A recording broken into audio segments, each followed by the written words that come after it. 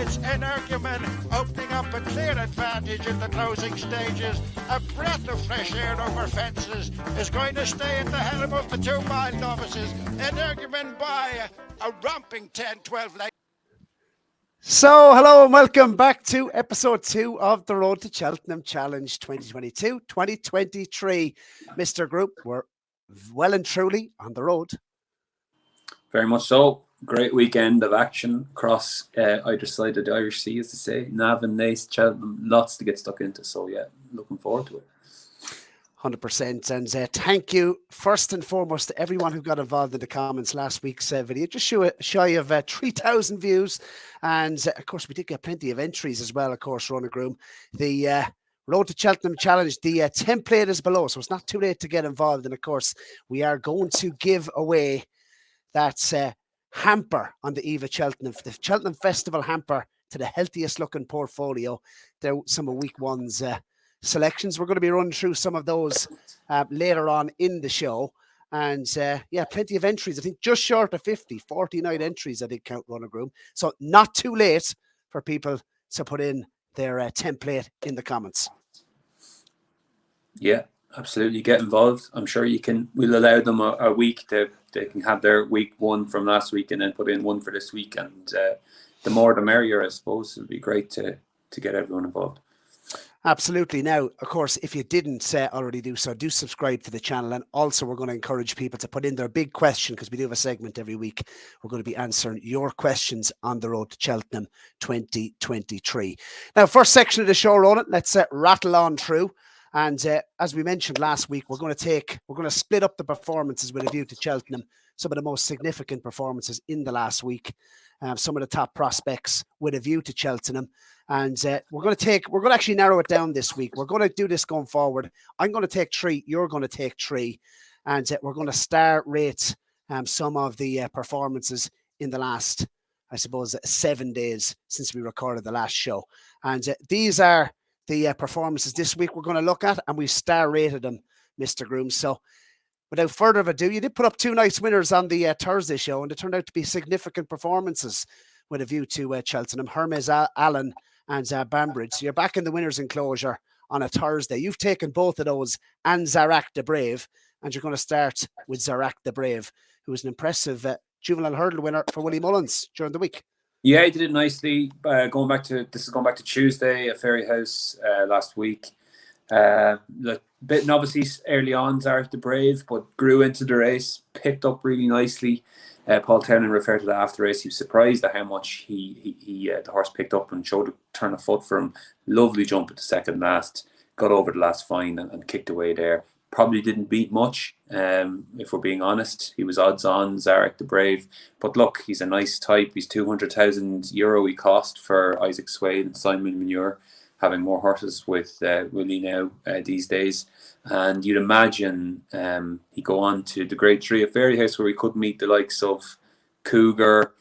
Gordon's horse was second to Cougar at Down Royal. The names escape me now, but that would be a better test for him now. It's over the same course and distance as his win on Tuesday, and it'd be sighter into the rest of the season. I guess with the Willie Mullins as novices, it's the same in the juvenile division.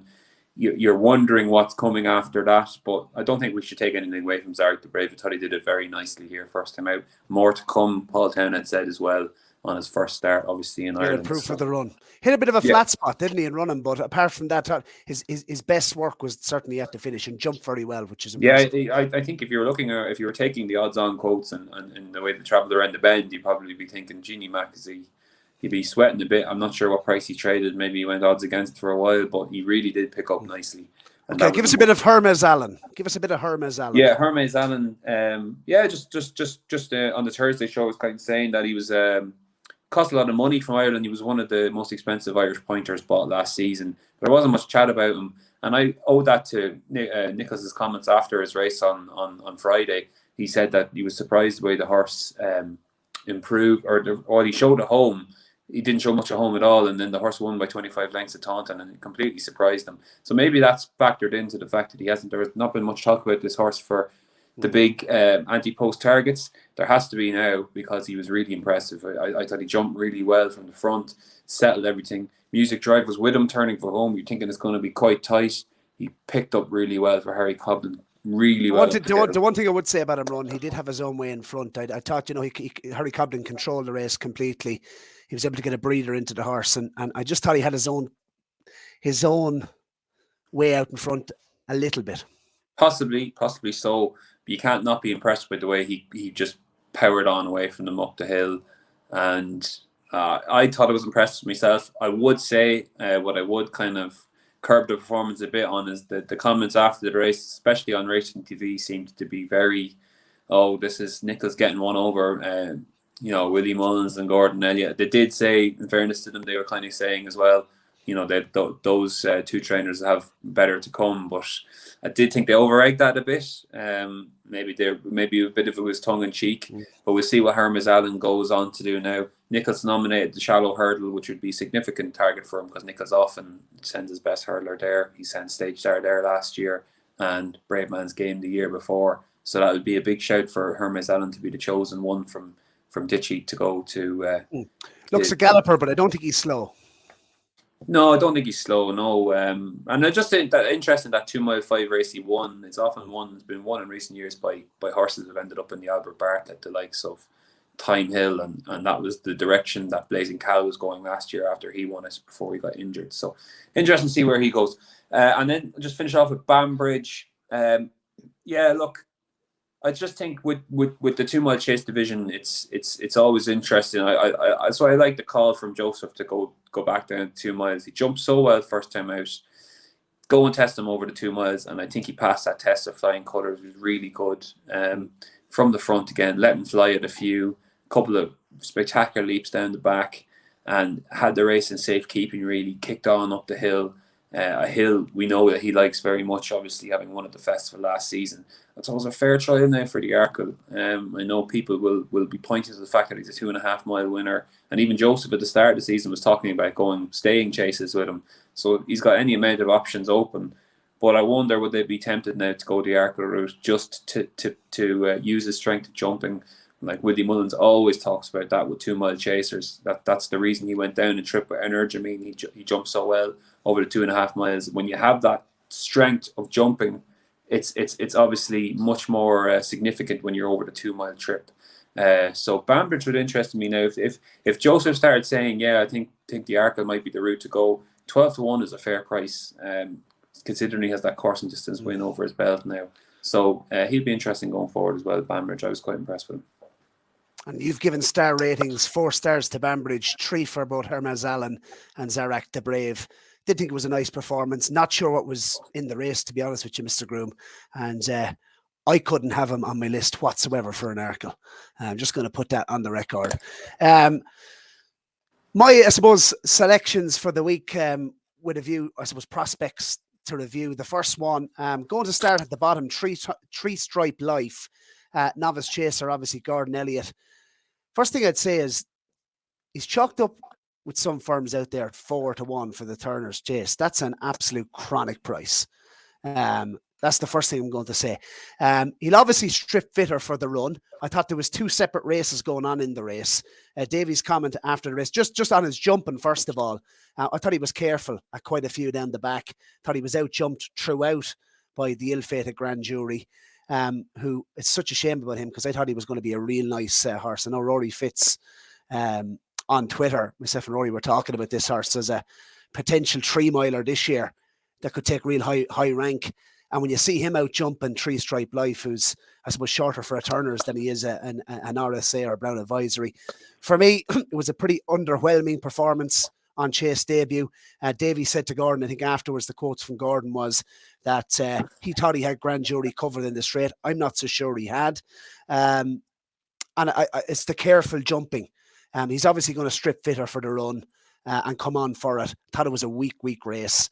And in comparison to Hollow Games, who I've given a 4-star rating to on Chasing debut, I thought Hollow Games, first of all, this race at Navan has been won by some real smart types in the past. Obviously, Footpad went on to win the Arkle. Fakir Dudery finished second in the Arkle. So it's always a race to watch early doors at Navan. And this horse, I suppose, on what I would say is the wrong ground for him over the wrong trip, Hollow Games, what a performance it was. competitive race as well. Some nice types in there. He was a 142 rated hurdler, Hollow Games, a 30-length winner of a point-to-point. This horse is obviously going to be better as he steps up in trip, but it was how he jumped. He was so professional. I've given Hollow Games a 4-star for the performance here. He really impressed me, and I wouldn't, just because he didn't shape up into a top-graded horse over hurdles, I wouldn't underestimate what this horse can do over fences. Did I see 14-1 chalked up for something like a Turner's? The Drinmore's the next step. I think he's a proper horse. And on soft ground over 2.5 miles, I think he could take high rank amongst the novices this season. And just to note about him, though, he has won fresh on the last 2 seasons, so I'd need to see him go and do it again now before I'd be getting excited for him for festivals. But again, he was only beaten 3 lengths by your horse Banbridge in the Martin Pipe last season. So a 4-star, a really good performance. And I suppose there's probably not much left to say about the other horse that I've mentioned here, only that I've given it a 5-star. Queen's Gamble. Now, the race itself, this looks a bit of a Rolls Royce, this Queen's Gamble. Jockey's comments afterwards, I think Johnny Burke is a real shrewd judge. He obviously rode Love Envoy, I should say, to the Mayor's Novice Hurdle last season. And to hear the comments that he's come out and said about Queen's Gamble, she's a freak. You know, she's able to, he just loved the way she switched off in the race. She was a little bit more lit up. She's 2 from 2 over Cheltenham, a little bit more lit up than her first start. He did say that, but the way she relaxed through the race, I think this horse is a really good mare. And obviously the Champion Bumper, she's going to have one more spin. I think Oliver Sherwood mentioned the listed race in Huntington. She wants nice ground, so he'd probably put her away after that. She's 10-1 for a Champion Bumper. And I think she's as good a British bumper horse as we've seen in recent times, and wouldn't underestimate her whatsoever.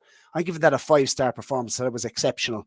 And I love the way she came up the hill on her hands and heels. I mean, did she even get a smack? Not sure how strong the race is in behind, but just she couldn't have done it any easier. Probably one of the performances of the weekend for me, Ronan. Just a couple more to note. Just jump in there quickly on her. Just a kudos to the guy, his name's escaped me now, who put up Queen's Gamble as his horse to follow for the season in our 20 jumps horse to follow video. I'd never heard of Queen's Gamble. It was one of those. She's one of those who won at the April Cheltenham meeting, and my mind is towards the flat at that point.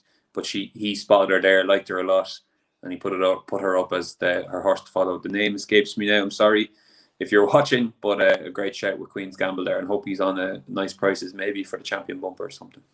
Absolutely. I mean, she's 10-1 now, obviously, but look, she's 2 from 2 at Cheltenham. I think she's geared, she stays. She could have it all, this mare, and really likeable, I must say. Right, Ronan, next section of the show. Let's rattle on down through it, and now it's the time of the tracker horse.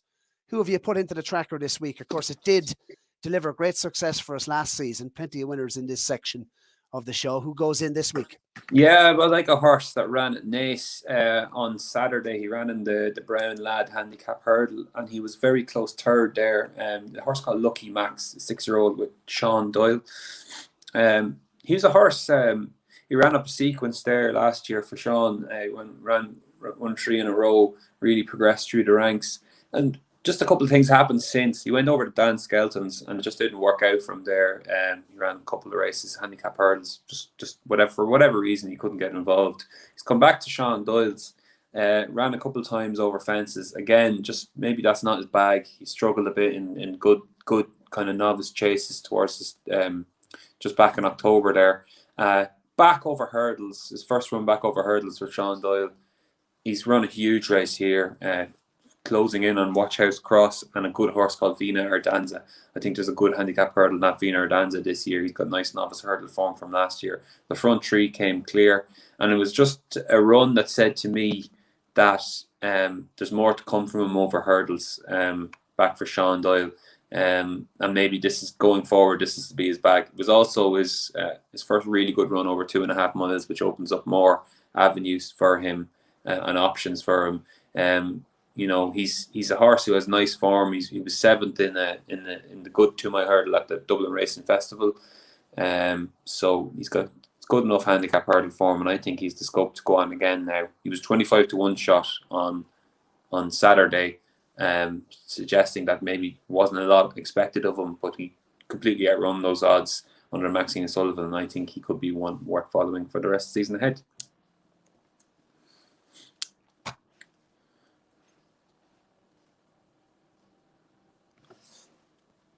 I can't hear you there, pal.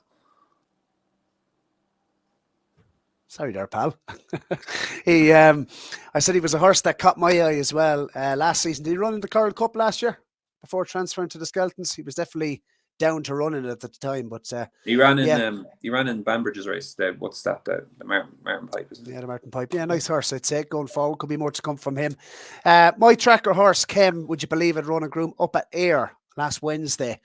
A race won by Nicky Richards last season with Soft Risk. And the first two in this race came forward. I'll just go into the race itself. The horse's name is Gigi Ville. Finished second behind Fortescue Wood. That was last Wednesday up at Ayr in a 2-mile novice hurdle. The front two, I think, are smart horses. Fortescue Wood pulled the arms out of Bruce Lynn. It was given £5 off on this occasion, but Fortescue Wood was off the track for quite some time. It was some training performance by Nick Alexander to get this horse back. Of course, did beat a High Seigneur in a bumper. You love bumpers, but by 5 lengths when we last on his penultimate start before this race. Fortescue Wood, I think, was really talented, pulled really, really hard, but the horse that I took out of the race with Gigiville finished second for Nicky Richards. As I said, he does like to target this race. It was given weight to the favoured. They pulled 10 lengths clear of the third. This horse is absolutely nailed on to win next time, I reckon. He'll probably come forward for the run. He won a bumper last season under Hands and Heels. That was at Ayr as well. So likes Ayr, I could see this horse winning next time. 100% he's a winner and waiting. That's Gigiville. And he was having just a second career start, a 6-year-old by Protector. Gigiville, G-E-G-E Ville, V-I-L-L-E. That goes into the tracker. One also to mention on home soil as well, Mr. Groome. I wanted to mention Get My Drift, who ran in the same race as Hollow Games at Navan yesterday. Given a very, very patient ride, Mouse Morris, JP McManus, Mark Walsh aboard, was ridden on the wide outside the whole way around, was very, very patient, was in the second half of the field for the majority of the way, between two out and between the second last and the last, between 3 out and 2 out, made eye-catching ground before I would say blowing up and ran on again. 133 rated hurdler, was competing in some of the bigger handicap hurdles last season. Obviously connections, I reckon he's going to be a much better chaser, can probably achieve much better than that over fences. Particularly struck at how he jumped. A step up and trip is probably going to suit him as well. And I thought he rallied pretty well to the line to finish third in the end. So Get My Drift, given connections, handicaps in the spring, probably with the blue cap on, keep him in mind into the tracker. That's Get My Drift. Just before we move on from this section, they're not so much tracker horses, but horses to mention, Ronan, from the weekend. I thought we did see lots of people were complaining about the quality of racing at Cheltenham.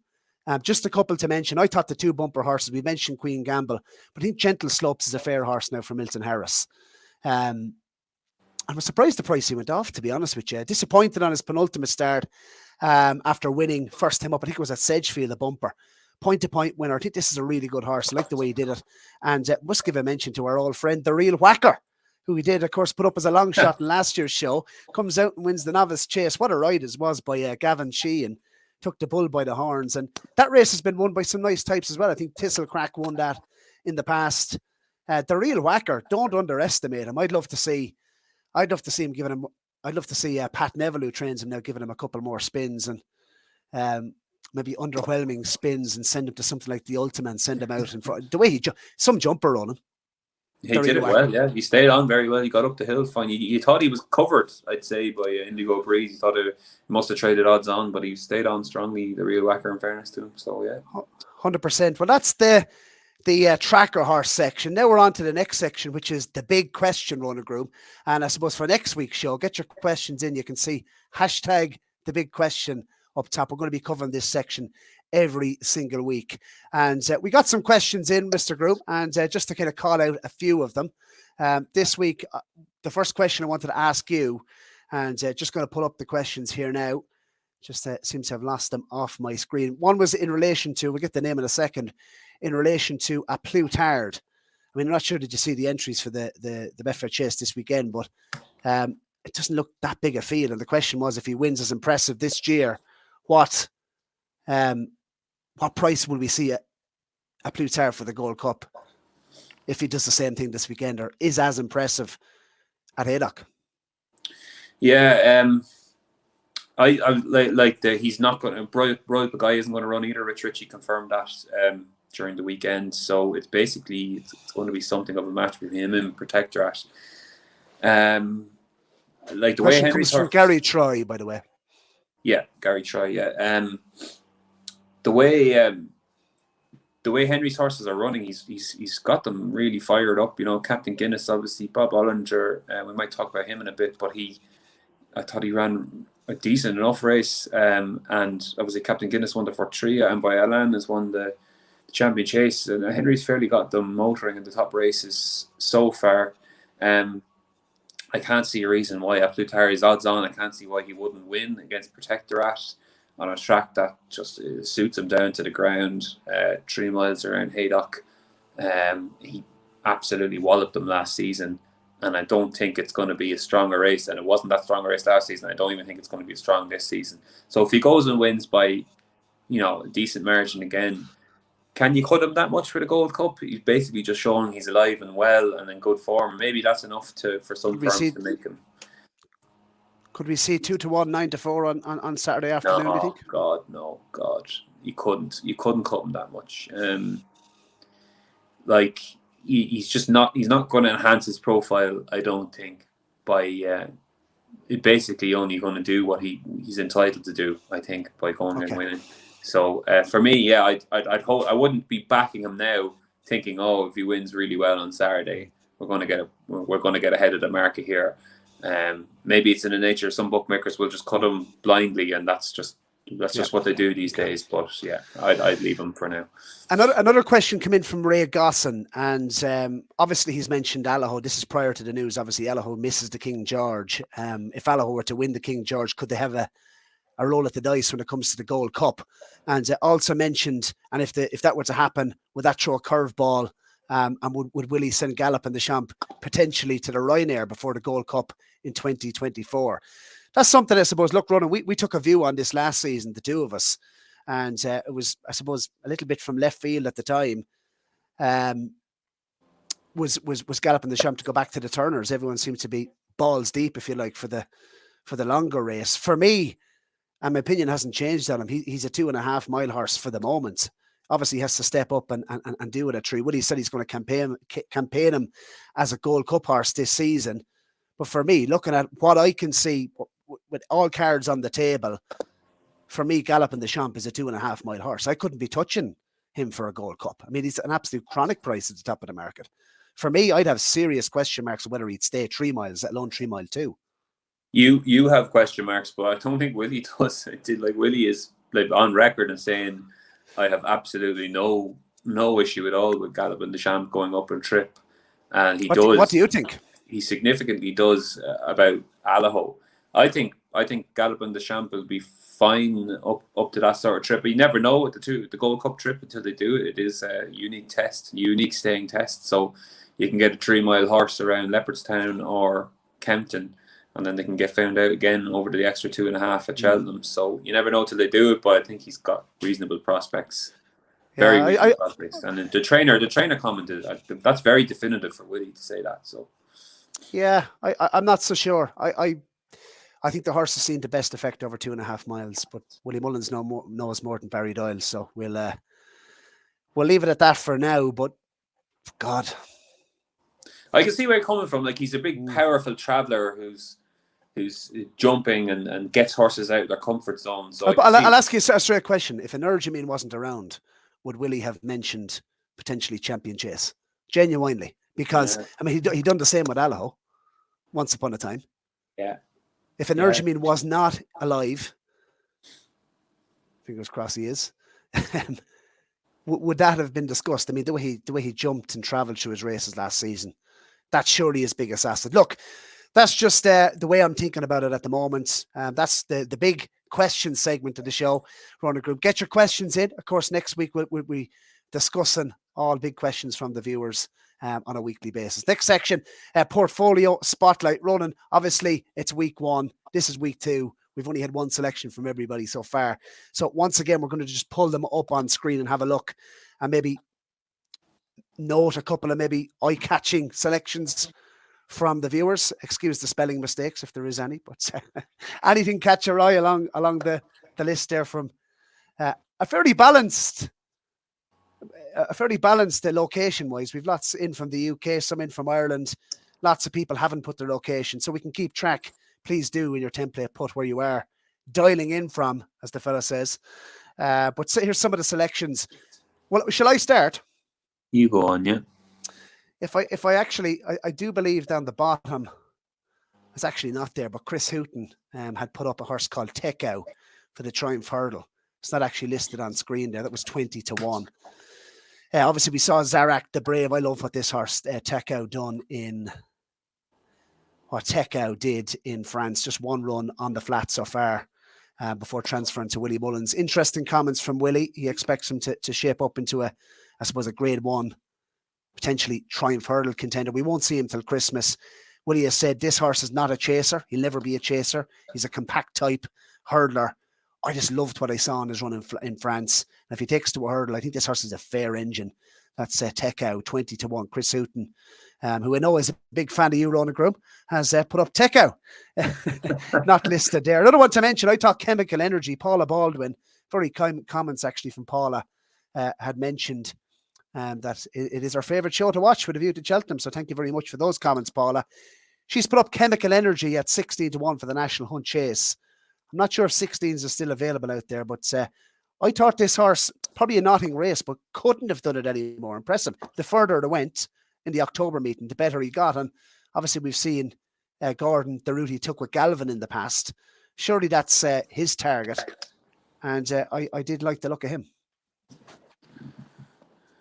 Yeah, I like, there's a few punchy ones in there. I like Farouk Delen for the Gold Cup. I like those long range kind of 25-1, 33-1 shots. People are really having a crack at it, you know. I see who has put in a few, amazingly, a few have followed you in Scarlet and Dove as well, which is interesting. But yeah, sorry, Rodney McKee put up Farouk Delen, 28-1 for the Gold Cup. Interesting, up 3 miles. I think he's out for the season. Farouk Delen? I thought I heard that. Don't quote me on it. I thought I read that somewhere. Good old Daniel H. I did have a bit of a pop in the comments. As Andrew Blair White call it, Bardenstown lad. 33-1. Was it, or 60? What price? 33-1 for the National Hunt Chase. He'd want to start now.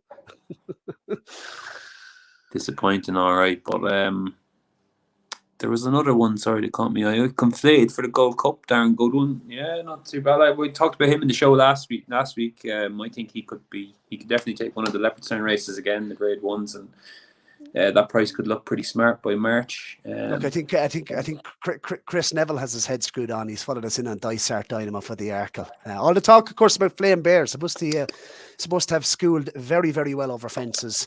Obviously, we didn't see him due to the ground, but Flame Bearer. I can't wait to see that horse run over a fence as well. That's Flame Bear for Willie Mullins. But some plenty of decent selections. We're going to be throwing that up on a weekly basis, zoning in on, I suppose, particular profiles as we go through the weeks. Of course, this is episode number 2. Ronan Groome has collapsed by the looks of things. Okay, Ronan Groome, it's time for this week's the main section, of course, which is the Ante-Post Selection. Now, it wasn't a good week for you last week with Gentleman to Me. It's probably best we just move on and let you put up this week's selection, Ronan Groome. Who have you gone with? Going with one of my horses to follow. I have a few on my list that I want to get in the next few weeks before they run again and potentially decrease in price. And Beauport is the one I'm going for the Brown Advisory. He's a general 16-1 shot. I think he's penciled in to run again at Newbury in 2 weeks' time. So I'm going to get him in now. As I said in our Horse to Follow show, I don't need to go through the whole notes again, but I just thought he was a really nice type of hurdler last season. Progressed nicely through the ranks. Should have won that Green Book race, possibly. It was a really nice performance. Then won a good staying handicap hurdle at Utoxeter. Really impressed him first time out in the Colin Parker I like that race every year. I think it tends to throw up a nice type of horse. He was entitled to win there. He was getting weight from Miller's Bank. But for a novice chaser, for a horse having his first start with fences, thought he jumped really well. What And price have you taken? 16-1. For the Brown Advisory. And the Twiston Davis team love a good winner at Cheltenham. No, he impressed me. I thought it was a really good performance. First time up over fences. First time up over fences, wins the Colin Parker. And I believe he goes to Newbury next for the grade 2. The grade 2 in the card there that a high senior won last season. So I think if he wins there, he could be a lot shorter, possibly for the Brown Advisory. So I'm going to get him on board at 16s. Interesting. Can you hear me okay? I can. Yeah, I was just looking at the mute. Okay, it's time for my selection. You've gone with a selection that you put up in your horses, in the horses to follow video. When did we record that? Start of about a month ago. I've gone with one that I've put up in that video as well, our jumpers to follow video. And I know Russell Stanton in the comments has put it up as his team captain and has been raving about it ever since we did record the jumpers to follow. And gone with one of Jerry Hannon's favourites, Scarlet and Dove. Scarlet and Dove running 10-1. Average available out there at the moment. And it's just a really interesting. She's just an 8-year-old. She's had plenty of experience over fence. She's had 13 runs. If you look at the markets at the moment, this is one race I do want to play. And Allegory de Vassy, mentioned her last. We haven't seen her over a fence. You look down through the list for me, Ellie May. I'd be confident that Scarlet and Dove will improve past Ellie May this season. I thought she was running an absolute cracker on her last at Cheltenham in the Mayor's Chase last season. Connections would have learned a lot about her. I think she needs to lead. I think they learned that about her last season. At Punchestown, her most recent start, probably her most impressive. She was a 15-length winner. Now, Ellie May probably didn't run a race on that occasion. But if you look back to the Mayor's Chase, she jumped really well. She made a mistake. She jumped the last slow, and she was overtaken on the runway. She was only beaten a half a length. She finished third. We've seen this with Ellie May. She gets beaten, touched off on her first year tackling the Mayor's Chase. She comes back the following years. I think this horse will improve. Experience with Mayor's going chasing, I think, is a big thing coming into a festival race like this. We know this is our target. I think when we did record the jump season show, there was 14s available. I've taken 10s. She's rock solid. She's entered this week for Joseph, whose horses are running absolute. They're running out of the skin at the moment. Obviously, 2 big winners at the weekend with a surprise Home by the Lee and Banbridge. And I think she could take a bit of stopping now. She was beaten in this last year by Mount Ida. She was given her weight on that occasion. She's only beaten 4 lengths, so she ran really well in it. And what I like about her, she's versatile. She jumps well. She's versatile regarding the ground. So no matter what ground we get on the Friday at Cheltenham, I think she handles any type of ground. And I think she's one who's on the upgrade. She's really improving. As I said, her best run last season came at Punchestown at the back end. And I think she's a decent price, 10-1. So Scarlet and Dove goes in. She's the week 2 selection. And let's hope she runs a big race on Thursday if she's declared. Thoughts? Yeah, you like her. You like her a lot. I thought she was probably unlucky not to win the race last season. And if you think she's progressed, then I can see the angle. I think there's more to come from her, and just on her as well. Like was she given weight as well last year in that Mayor's Chase? She was given £3 to the eventual winner, Ellie May. It was only beaten Halfland. So she ticks so many boxes, I think, for the race. And I have to get her on the team sheet. I'm not going to follow Russell in now and put her in as the captain, but she's a very strong fancy at the prices at this point in time. So Ronan Groome, obviously, we've opened the floor in the comments to people with suggestions, what they'd like to see, different segments in the show. And one of the suggestions was the bet of the week. So it's something we're going to include from next week onwards. And we're going to also look at a race Ante-Post that's not Cheltenham. So, for example, obviously the Hennessy, the King George, we've all those big races, even Grand Nationals. We're going to take a race every single week from next week onwards. And we're going to be putting up our bets of the week from next week onwards.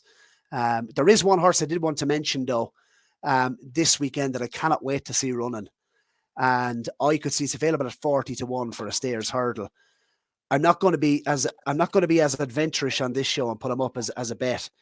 for a stairs hurdle. I can't wait to see him run at the weekend. That's Harry Fry's Might Eye. Extremely likely race. I think he could shape up into a top stayer this season. He's available at like 40-1 for a stairs hurdle. He's running a handicap, obviously, that's that long distance handicap at Haydock at the weekend. I think he's on a workable mark. I think he could take a lot of beating. There's 8-1 available for that particular race. And if he wins that, I'm sure there'll be people talking about him for a stairs hurdle. In a division, we might touch upon it very, very quickly, Ronan, before we do wrap up. The Lismullen hurdle, obviously a key race with a view to the stairs at the weekend. What did you make of it? And going forward, what did you take from the race? An intriguing race, really. Like if you're saying when Bob Unger's coming swinging into the straight there, you're thinking he's back, and he goes to the front, and he looks like he's going to win well. And Flooring Porter and Ashted Bob and Zana here all struggling in behind. And the next thing, this 28-1 shot owned by the lead comes and gets him. And Henry was talking after the race. He didn't know what to make it. If he was saying if it was Flooring Porter or Zana here or even Ashted Bob that had beaten them, they would have said, "Oh, grand, that was a great run back, great first run at the start of the season." It was the fact that it was home by the lead, this kind of outsider that came from nowhere to beat him, that he was kind of scratching his head. But at the same time, that's not a bad horse home by the lead. He's good enough on his day. He was sixth in the stairs hurdle last year, not beaten far by Flooring Porter. So I wouldn't be as hard on Bob as some people seem to be. I thought that wasn't a bad effort back at all. And he's finished miles clear. Well, not miles clear, but a good 10 lengths clear of Ashted Bob and Flooring Porter away. So I'd be interested to see what they do. I think they're going to go to 3 miles now at Leopardstown at Christmas. So we'll learn more about him there. But I think, yeah. People are saying he's a soft finisher. I wouldn't be definitive on that yet until we see him now with the benefit of that run behind him, and up at 3 miles we'll really test it out. But I wouldn't give up on Bob. With a view to the staying division in the spring, I'll put it on the record. Look, it was all about Flooring Porter was one of my selections in last year's series at something like 7 or 8-1. We got him into the team sheet at. He's probably a horse I'm going to end up taking on this season at the back end, but there's going to be a lot of people throwing stones. I thought he seemed to enjoy himself out in front. The trip was plenty short for him. He was given plenty away to the fourth, Ashdale Bob, who actually finished ahead of him, the third, Ashdale Bob. And I think with a view to staying trips, they're the 2 horses actually to take from the race, the third and the fourth. I think Ashdale Bob was running. He was obviously prominent throughout. He's good nav in form, handles all types of ground. Ashdale Bob. I think there could be more to come from him. He's a big unit of a horse. They obviously tried chasing, didn't work out. In terms of the division at home in Ireland, Ashdale Bob is probably the horse to take out of it. He was travelling very well in the race. Was it 2 out before he absolutely took the last out of the ground? And he obviously needs to improve and come forward for that run. But going up to 3 mile again, I wouldn't be underestimating Ashdale Bob. And I thought it was a fine run. It was quite fine, I thought, from Flooring Porter for a return. Obviously, he came down in this race last season, or the Lismullen last year. So, yeah, that's the thoughts. An intriguing race. And that's been episode 2, Ronan, of the Road to Cheltenham Challenge 2023. Get involved. Smash the old like button and stick in your template and subscribe if you haven't already. That's always helpful to the channel. And, yeah, we'll be back next Monday, Ronan.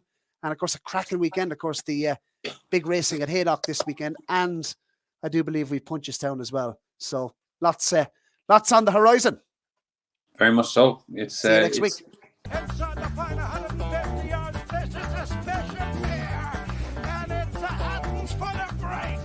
And it's Energumen opening up a clear advantage in the closing stages. A breath of fresh air over fences is going to stay at the helm of the 2 mile novices. Energumen by a romping 10-12.